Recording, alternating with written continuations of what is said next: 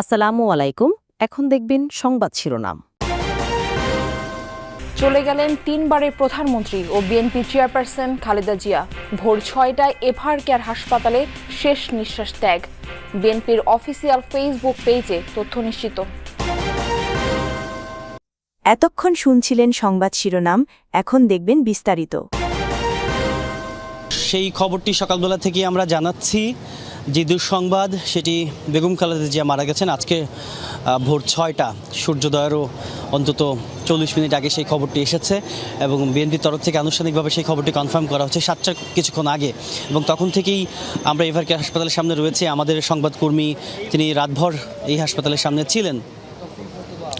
সেই খবরটি জানাচ্ছিলাম যে বেগম খালেদা জিয়া তিনি মারা গেছেন এবং বিএনপির তরফ থেকে পরবর্তী কোনো আপডেট রয়েছে কিনা, কোনো ব্রিফিং হবে কিনা, এবং তার এই যে মরদেহ এভার কেয়ার হাসপাতালে রয়েছে সেখান থেকে অন্য কোথাও নেওয়া হবে কিনা কিংবা কখন বের করা হবে, যে আনুষ্ঠানিকতাগুলো রয়েছে পরবর্তী সেই আনুষ্ঠানিকতাগুলোর ব্যাপারে এখন পর্যন্ত খুব নিশ্চিত করে কোনো তথ্য নেই। তবে হাসপাতালের সামনের পরিস্থিতি এর মধ্যে আমরা দেখতে পাচ্ছি যে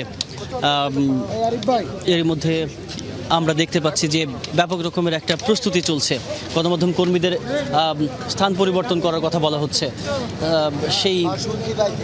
সেই প্রস্তুতির ব্যাপারটি আমরা দেখতে পাচ্ছি যে আইনশৃঙ্খলা রক্ষাকারী বাহিনীর সদস্যরা তারা এই সংবাদটি পাওয়ার পর থেকে এভার কেয়ার হাসপাতালের সামনে যে সার্বিক নিরাপত্তা, আমরা একটু ভেতরে যেতে চাই। মারফি যে গণমাধ্যম কর্মীদের ডাকা হয়েছে, ভেতরের ফুটেজ হয়তো আমরা নিতে পারবো এমনটি ধারণা করা হচ্ছে।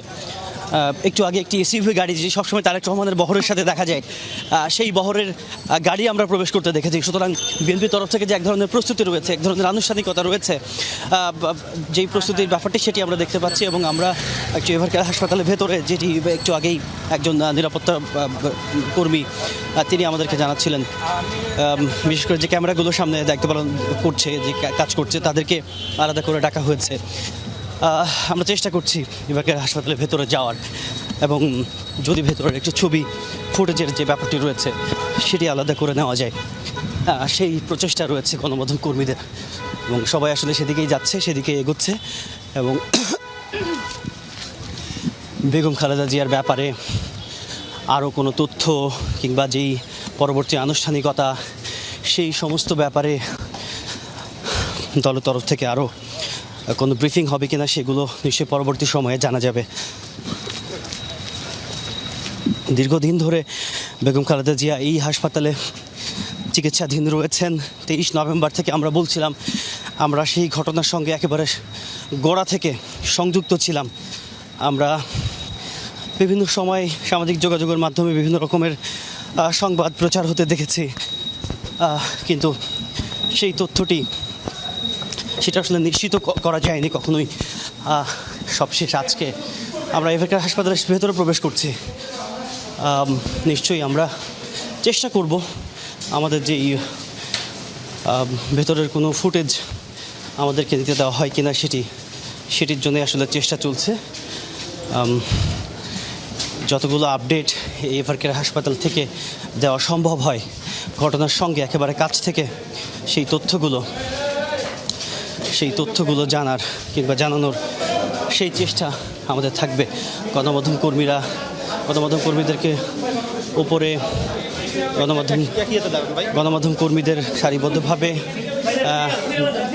গণমাধ্যম কর্মীদের একটু এই মুহূর্তে ক্যামেরা আসলে বন্ধ করে দিতে বলছে। দর্শক, আমরা এই মুহূর্তে আমাদের ক্যামেরাটি বোধহয় বন্ধ করতে হবে, যেহেতু ভেতরে ছবি নিতে স্পেশাল সিকিউরিটি ফোর্সের এক ধরনের নির্দেশনা রয়েছে।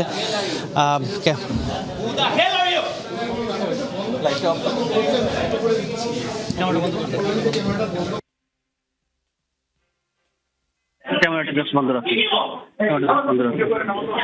স্পেশাল সিকিউরিটি ফোর্সের সদস্যরা এর মধ্যে ক্যামেরাগুলো বন্ধের ব্যাপারে নির্দেশনা দিচ্ছেন। গণমাধ্যম কর্মী এর মধ্যে সারিবদ্ধভাবে গ্রাউন্ডের লিফট সেখানে অধ্যক্ষ হচ্ছেন। অন্তত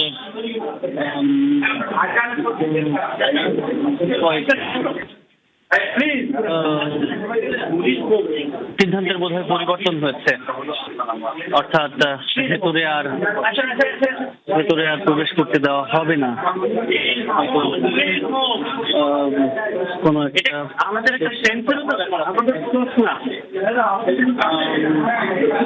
সেটা আসলে সম্ভব হলো না। স্পেশাল সিকিউরিটি ফোর্স এসএসএফ এর সদস্য যারা ভেতরে দায়িত্ব পালন করছেন, পিজিআর সদস্যরা ভেতরে রয়েছেন, তারা শেষ মুহূর্তে সিদ্ধান্ত বদল করেছেন। বিশেষ করে ব্যাপক গণমাধ্যম কর্মীদের ব্যাপক উপস্থিতির যে বিষয়টি এবং যে ভিড়,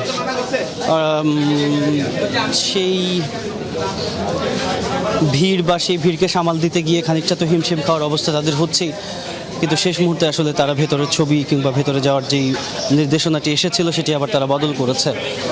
সুতরাং আমরা ভেতরে যেতে এক রকমের ব্যর্থই হলাম। যদিও পরবর্তী সময়ে কোনো আপডেটস পাওয়া যায় কি না,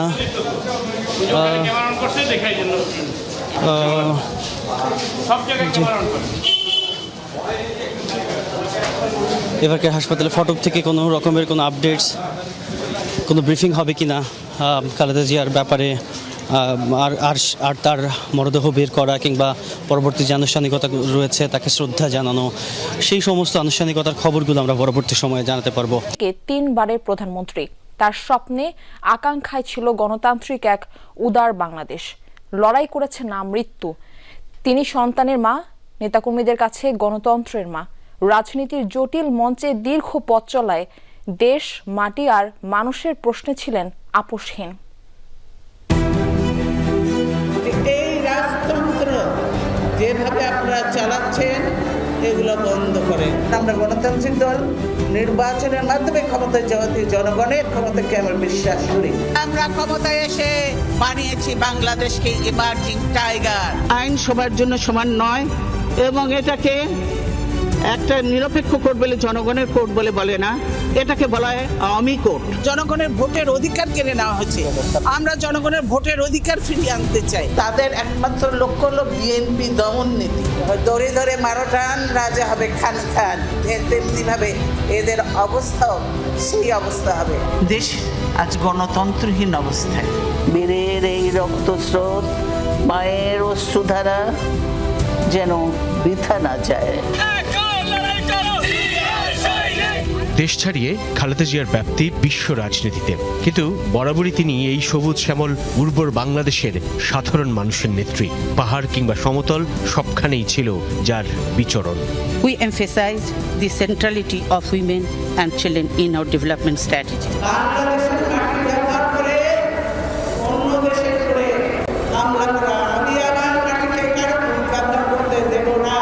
আমরা সকলকে বন্ধু হিসাবে দেখতে চাই, কিন্তু কেউ যদি আমাদের বন্ধুর বেশে প্রভু হতে চায় সেটা আমরা কখনো মেনে নেব না, মানতে দিব না। ফেনীর ইস্কান্দার মির্জা ও তৈয়বা মজুমদার দম্পতির এই সন্তান জন্ম নেন দিনাজপুরে 1946 সালে। ঠিক পুতুলের মতো দেখতে, তাই নামও খালেদা খানম পুতুল। 1960 সালে সেনাবাহিনীর তৎকালীন ক্যাপ্টেন জিয়াউর রহমানের সঙ্গে আবদ্ধ হন বিবাহ বন্ধনে। 1981-তে জিয়াউর রহমান হত্যার পর 2 সন্তান নিয়ে অকুল পাথারে খালেদা জিয়া। স্বামী জিয়ার সততা গৃহবধূ খালেদার পরিবারে নিয়ে আসে দৈন্য। তবুও পরিমিত দৃঢ় এক নারীর রূপ দেখে এই বাংলাদেশ।